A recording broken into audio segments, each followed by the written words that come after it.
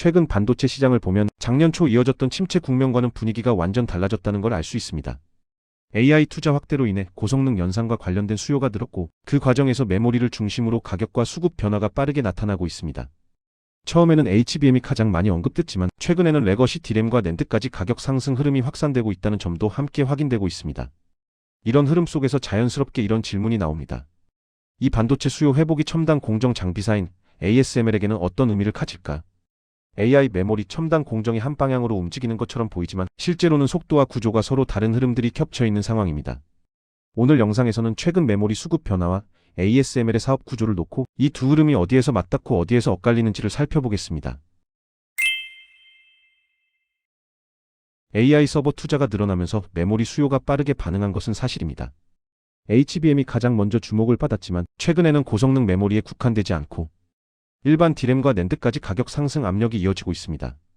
이는 단순히 AI 때문이라기보다는 그동안 축소됐던 생산과 재고 조정 이후 수급 환경이 매우 부족해지는 과정으로 해석하는 시각이 많습니다. 즉, 지금의 메모리 흐름은 특정 제품 하나의 문제가 아니라 메모리 산업 전반의 공급 부족이 시작한 국면입니다. 그런데 여기서 중요한 건 이 메모리 수요 폭발이 곧바로 첨단 공정 투자로 이어지느냐는 문제입니다. 메모리 공정은 파운드리나 로직 공정과는 구조가 다릅니다. 미세와 경쟁이 전부인 영역은 아니고 적층 수율 패키징의 비중이 더 큽니다. 그래서 최신 D램 공정에서도 EUV가 일부 사용되기는 하지만 공정 세대가 바뀔 때마다 로직 공정처럼 EUV 사용량이 자동으로 크게 늘어나는 구조는 아닙니다. 다만 최근에는 어드밴스드 D램을 중심으로 일부 레이어에서 EUV 수요가 다시 부각되는 흐름도 나타나고 있습니다. 이 때문에 업계에서는 현재 나타나고 있는 메모리 가격 상승과 수요 회복을 ASML의 실적과 즉각적으로 연결하기보다는 시차를 두고 영향을 줄 흐름으로 바라보는 시각이 상대적으로 더 많습니다. 핵심을 정리해보면 이렇습니다. AI 이후 반도체 시장 안에는 서로 다른 두 흐름이 동시에 존재합니다.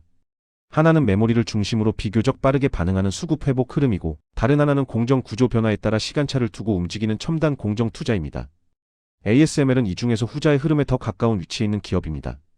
이 구분이 있어야 ASML을 조금 더 정확하게 볼 수 있습니다.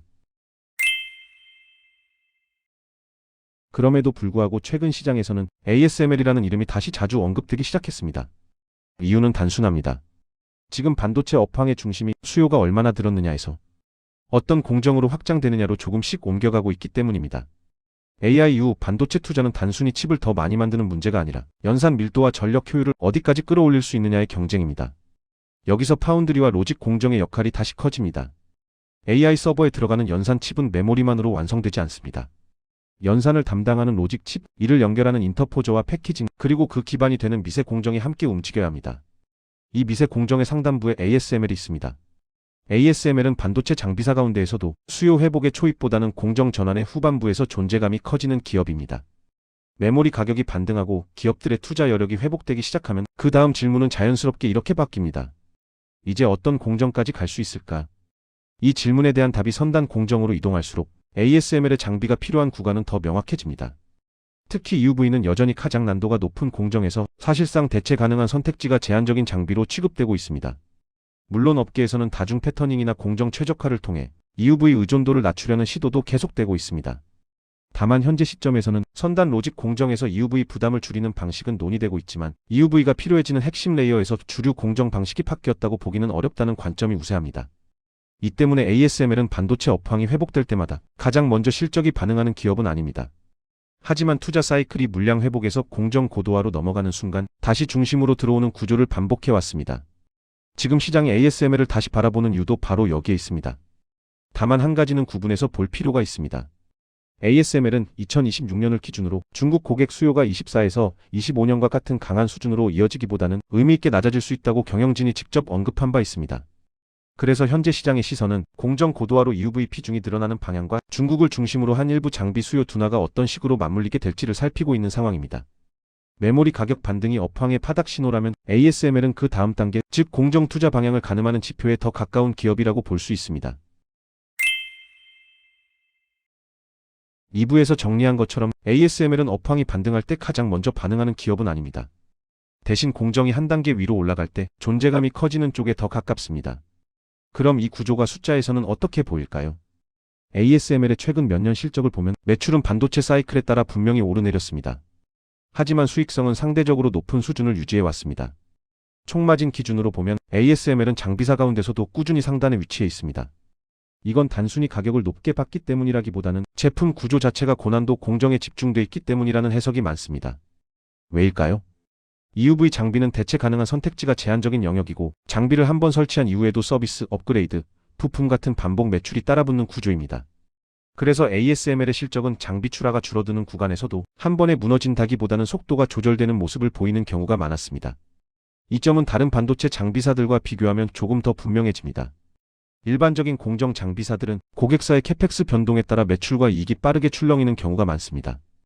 반면 ASML은 수요가 늦게 반영되는 대신 한번 공정 사이클이 열리면 수익성 유지력이 상대적으로 높게 나타나는 구조입니다. 이런 특성은 밸류에이션에서도 그대로 드러났습니다. ASML은 과거 여러 사이클 동안 동종 장비사 대비 상대적으로 높은 밸류에이션을 장기간 유지해왔습니다. 시장이 이 회사를 단순한 경기 민감 장비사가 아니라 공정 난이도 상승의 구조적 수혜 기업으로 바라봤기 때문입니다. 물론 이 고밸류가 항상 정당화된 것은 아닙니다. 업황이 둔화되거나 고객사의 투자가 미뤄지는 구간에서는 주가 조정도 반복되어 왔습니다. 다만 중요한 건 그 이후의 회복 과정입니다. 공정 전환이 다시 시작되는 국면에서는 ASML의 실적과 주문이 가장 뒤에서 하지만 가장 강하게 반응하는 경우가 많았습니다. 최근 시장에서도 비슷한 시선이 나타나고 있습니다. 메모리 가격 반등만으로 ASML의 실적을 바로 설명하려는 시도는 크지 않습니다. 대신 다음 단계, 즉 로직과 파운드리에서 공정 고도화 투자가 언제 다시 본격화되느냐에 초점이 맞춰지고 있습니다. 그래서 현재 ASML을 바라보는 시선은 지금 당장 실적이 튀느냐보다는 다음 공정 사이클에서 이 회사가 다시 중심에 설 조건이 갖춰지고 있는가에 더 가까운 흐름입니다. 3부까지 보면 ASML의 숫자는 단순히 분기 실적 하나로 설명되는 구조는 아니라는 점이 어느 정도 정리됐습니다. 그럼 이제 남는 질문은 이겁니다. 앞으로의 변수는 무엇인가? 여기서 가장 많이 언급되는 게 중국 변수입니다. ASML은 2024, 2025년에 중국 비중이 유난히 높아졌던 구간이 있었습니다. 그리고 회사도 2026년에는 중국 쪽 매출이 2024, 2025 대비 의미 있게 줄어들 수 있다고 이미 경고성 메시지를 던진 상태입니다. 그래서 2026년을 바라보는 시점에서는 중국 관련 매출이 과거 몇 년과 같은 수준으로 유지되기보다는 낮아질 가능성을 먼저 열어두는 시각이 많습니다. 이건 단기적으로 보면 분명 부담 요인입니다. 다만 중국 변수는 ASML의 기술적 필요성을 훼손한다기보다는 매출의 구성과 타이밍을 흔드는 변수라는 해석이 더 많습니다. 왜냐하면 중국에서 발생하는 수요와 선단 공정에서 발생하는 수요의 성격이 같지 않기 때문입니다.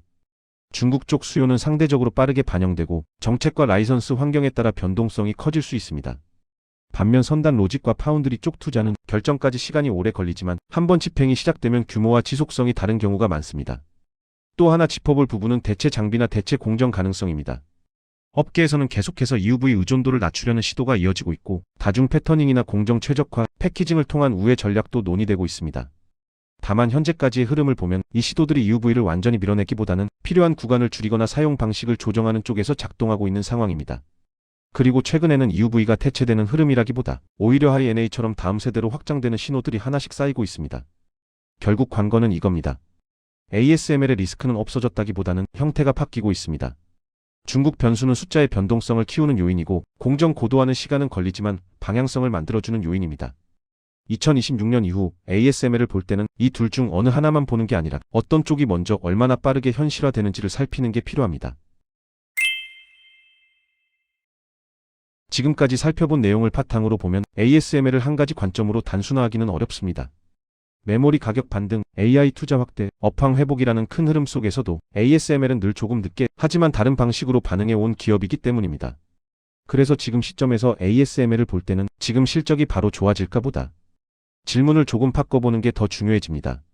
첫 번째는 공정 투자가 다시 움직일 준비가 됐는가입니다. 메모리 가격 급등은 슈퍼 사이클 신호로는 의미가 있지만 ASML 실적을 직접 끌어올리는 요인으로 보기에는 무리가 있습니다. ASML은 결국 로직과 파운드리에서 공정 고도화 투자가 본격화될 때 존재감이 커지는 구조입니다. 그리고 시장의 관심도 AI 투자로 인해 이미 그 지점으로 옮겨가고 있습니다. 두 번째는 그 공정이 여전히 EUV를 필요로 하느냐입니다. 업계에서는 EUV 의존도를 낮추려는 시도도 계속됩니다. 공정 최적화, 다중 패터닝, 패키징으로 우회하는 전략도 늘 거론됩니다. 다만 현재까지의 큰 흐름은 EUV 필요가 없어진다기보다는 선단 노드가 더 어려워질수록 EUV의 역할이 유지되거나 일부 구간에서는 더 중요해질 수 있다는 쪽에 더 무게가 실립니다. 대체가 완료된 그림이라기보다는 부담을 나눠 갖는 방식이라고 보는 편이 자연스럽습니다. 세 번째는 중국 변수 이후의 매출 구조입니다. 중국 쪽은 2026년에 수요와 매출이 의미 있게 출 거라는 언급이 이미 나온 상태입니다. 이건 단기적으로 부담 요인입니다. 다만 이 변수는 기술의 필요성 자체라기보다는 매출 믹스와 타이밍을 흔드는 쪽으로 해석됩니다. 중국에서 빠지는 물량이 어떤 속도로 나타나고 동시에 선단 로직과 첨단 디램 쪽 투자가 어느 시점에 어떤 규모로 재개되는지가 더 중요해지는 구간입니다. 마지막으로 밸류에이션입니다. ASML은 과거에도 동종 장비사 대비 높은 밸류를 오래 유지해왔고 그 과정에서 조정과 회복을 반복해왔습니다. 이 회사는 늘 프리미엄을 받아왔습니다. 또한 공정 고도화라는 방향이 다시 확실해지는 순간 시장이 가장 먼저 떠올리는 이름 중 하나로 복귀해왔습니다.